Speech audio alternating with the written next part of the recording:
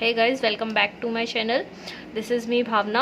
आज की जो वीडियो है वो गवर्नमेंट स्कीम्स के ऊपर है। ये दृष्टि आईएएस करंट अफेयर की मैगजीन में स्पेशल सप्लीमेंट है गवर्नमेंट स्कीम्स, तो we can surely trust it. इस वीडियो का जो मेन फोकस रहेगा वो यूपीएससी ईपीएफओ एग्ज़ाम्स के लिए रहेगा। तो इस वीडियो में जो मैं स्कीम्स कवर अप करूँगी वो सिर्फ ministry of labour and employment के अंडर जितनी भी स्कीम्स हैं वो हैं। ये ईपीएफओ के साथ साथ यूपीएससी प्रीलिम्स जो कि अक्टूबर में होने वाला है उसके लिए भी इम्पोर्टेंट है। ठीक है, तो without wasting time let's started. I am covering ministry of labour and employment. वैसे तो इसमें सारी मिनिस्ट्रीज़ के जो अंडर में जितनी भी स्कीम्स हैं वो सारी दे रखी हैं। इसमें मैं इसकी पीडीएफ डिस्क्रिप्शन में डाल दूँगी, आप इसे रीड कर सकते हैं। ये देखिए 2019 to 20 जितनी स्कीम्स हैं वो सब दे रखी है, बट हमें जो कवर अप करनी है वो करनी है ministry of labour and employment. अभी ये हमारे लिए इम्पोर्टेंट है तो हम इन्हें सबसे पहले करेंगे।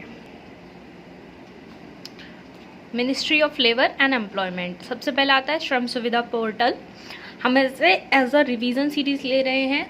मैं इसमें ज़्यादा डीप नहीं बोलूँगी क्योंकि ऑलरेडी आप कोर्स कंप्लीट कर चुके होंगे, बट मैं एक बार ओवरव्यू दे देती हूँ। ये एक ऑनलाइन पोर्टल ओपन किया गया था जिससे कि जो एम्प्लॉय और एम्प्लॉयर दोनों को हेल्प मिल सके अपना रजिस्ट्रेशन इजीली करने के लिए, है ना। और ये सबसे इसमें जो इम्पोर्टेंट फैक्टर आता है वो है लिन, लेबर आइडेंटिफिकेशन नंबर, इसको प्रमोट करता है। साथ ही साथ जो भी बिजनेसमैन होते हैं उनको ऑल काइंड्स ऑफ रजिस्ट्रेशन, जैसे पहले उन्हें अलग अलग रजिस्ट्रेशंस कराने पड़ते थे। कभी किसी चीज़ का रजिस्ट्रेशन कहीं कराना पड़ रहा है, कभी कहीं कराना पड़ रहा है, उसके लिए एक सिंगल पोर्टल बना दिया गया, वो है श्रम सुविधा पोर्टल। ये एक सिंगल ऑनलाइन विंडो है जिसमें सारे रिटर्न्स एंड रजिस्ट्रेशन फिल हो सकते हैं। साथ ही साथ यहाँ पे इंस्पेक्शन रिपोर्ट भी प्रिपेयर की जा सकती है by the enforcement agency inspector online वो इसे चेक भी कर सकते हैं। एनफोर्समेंट एजेंसी इंस्पेक्टर ऑनलाइन, ठीक है। It has been investigated as a single point of contact between employer, employee and enforcement agencies. इस लाइन को बहुत अच्छे से समझने की कोशिश करिएगा। पहले जो पेपर वर्क हुआ करता था, पहले टाइम में जो पेपर वर्क हुआ करता था जिसमें कब उस पेपर्स की इन्वेस्टिगेशन के लिए कभी इस प्लेटफॉर्म से कभी कहीं जाना पड़ रहा है, डिस्टेंस ट्रेवल करना पड़ रहा है। अब एक सिंगल पॉइंट ऑफ कांटेक्ट है, एम्प्लॉयर, एम्प्लॉई और एनफोर्समेंट एजेंसी। तो यहीं से आपको एक वर्क पता चल जाता है कि एनफोर्समेंट ऑफिसर का वर्क क्या होता है।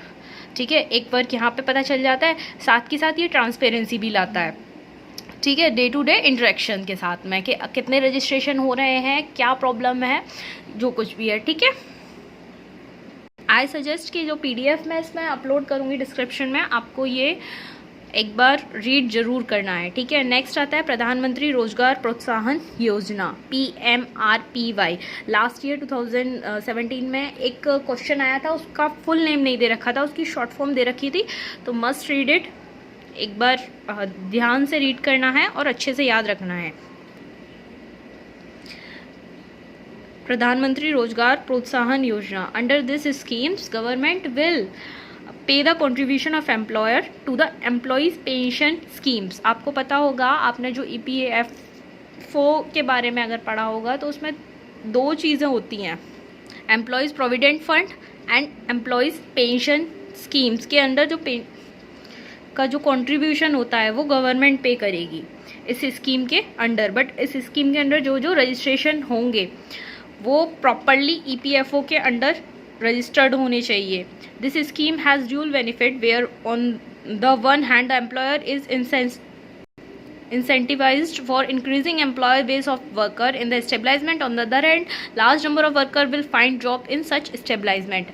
जैसा कि इस स्कीम के नाम से ही पता चलता है, इससे क्या होगा कि जब गवर्नमेंट EPS मतलब पेंशन स्कीम का जो फंड अपनी तरफ से कंट्रीब्यूट करेगी तो रोजगार अपने आप ही बढ़ेंगे। ये सिर्फ एक ओवरव्यू है, इसका अगर आपको डीप पढ़ना है तो आप EPFO की वेबसाइट पे जाकर या ministry of labour and employment की वेबसाइट पर जाकर वहाँ से डीप पढ़ सकते हैं। ये सिर्फ एक रिवीजन है।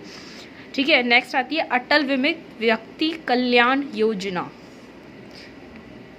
AVVKY ये किसके ऊपर अप्लीकेबल होती है? जो इंश्योर्ड पर्सन होते हैं, employees state insurance act 1948।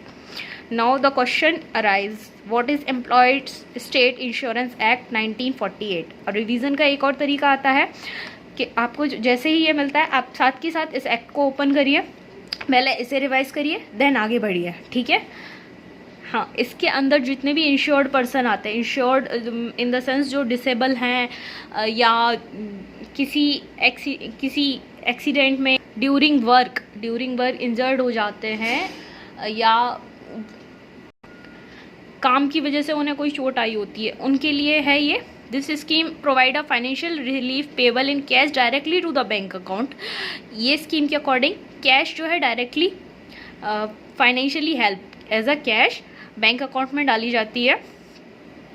In case of unemployment, अगर किसी केस में वो जो इंश्योर्ड पर्सन है वो अनएम्प्लॉयमेंट हो जाता है, वो बेरोजगार हो जाता है, while they search for a new engagement, जब तक उसे न्यू जॉब नहीं मिल जाती। The cash benefit given to unemployed person searching for new employment will be 25% of his average earning of 90 days. 90 days तक 25% ऑफ हिज एवरेज अर्निंग, इसे याद रखना, मैं हाईलाइट करती जा रही हूँ। 25% of his average earning of 90 days.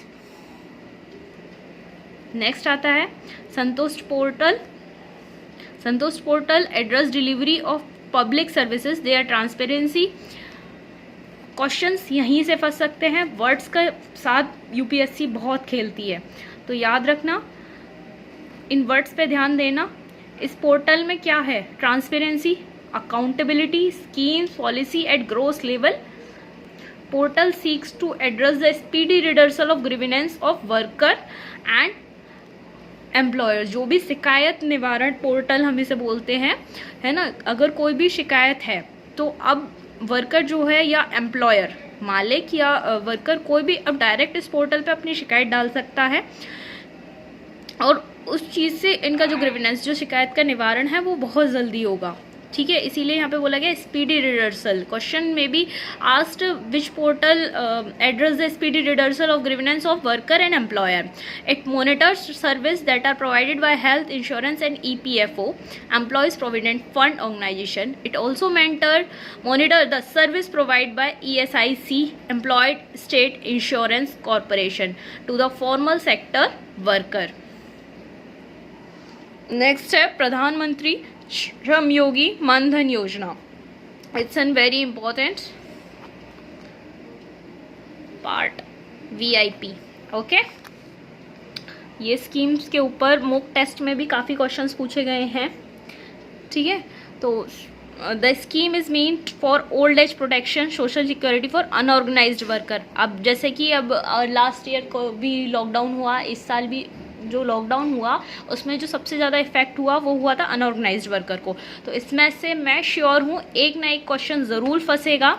ये क्या करता है? ये ओल्ड एज प्रोटेक्शन देता है, ओल्ड एज में प्रोटेक्शन देता है, सोशल सिक्योरिटी प्रोवाइड कराता है अनऑर्गेनाइज्ड वर्कर को, who are mostly engaged in, जैसे रिक्शा पुलर्स हैं, स्ट्रीट वेंडर्स हैं, mid day meal workers, head loader, brick स्किल कर, cobbler, rag picker, domestic worker and washerman. मैं फिर बोल रही हूँ, अगर आपने कोर्स में ये पहले नहीं पढ़ा है तो एक बार प्लीज़ इन्हें डीपली पढ़ लें, उसके बाद आप ये video revision as a revision लें। मैं सिर्फ स्पेशल सप्लीमेंट में एज अ रिवीजन दे रखा है, ठीक है, बट इसमें जो वर्डिंग दे रखे हैं उनके हिसाब से क्वेश्चन बन सकता है उन पर। It is a voluntary and contributory pension scheme. ये वॉलेंट्री इन द सेंस होता है इच्छा अनुसार, 50-50 बेसिस होता है, मतलब जितने रेशियो में आपका अनऑर्गेनाइज्ड वर्कर्स अपना फंड जमा कराएगा उतना ही गवर्नमेंट विल प्रोवाइड।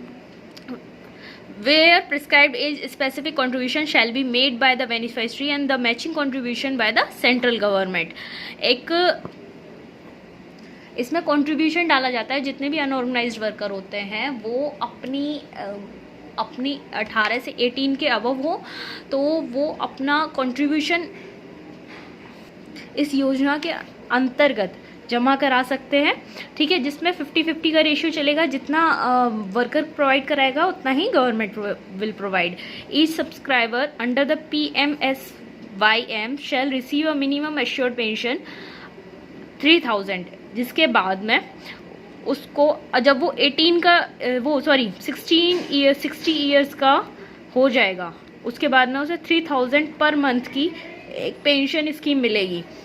ठीक है, must not be a tax payer, subscriber must not be covered under the new pension scheme. But इसकी एक शर्त क्या है कि जो भी सब्सक्राइबर होगा वो NPS के अंडर कवर नहीं होना चाहिए, ESIC के अंडर कवर नहीं होना चाहिए और एम्प्लॉयज़ प्रोविडेंट फंड ऑर्गेनाइजेशन के अंदर कवर नहीं होना चाहिए। ओके, तो आज की ये वीडियो यहीं ख़त्म करते हैं, मैं ज़्यादा लेंथी नहीं ले रही। नेक्स्ट पार्ट में मिनिस्ट्री ऑफ फाइनेंस का लेके आऊँगी। ठीक है, if you like this video please like, comment and subscribe.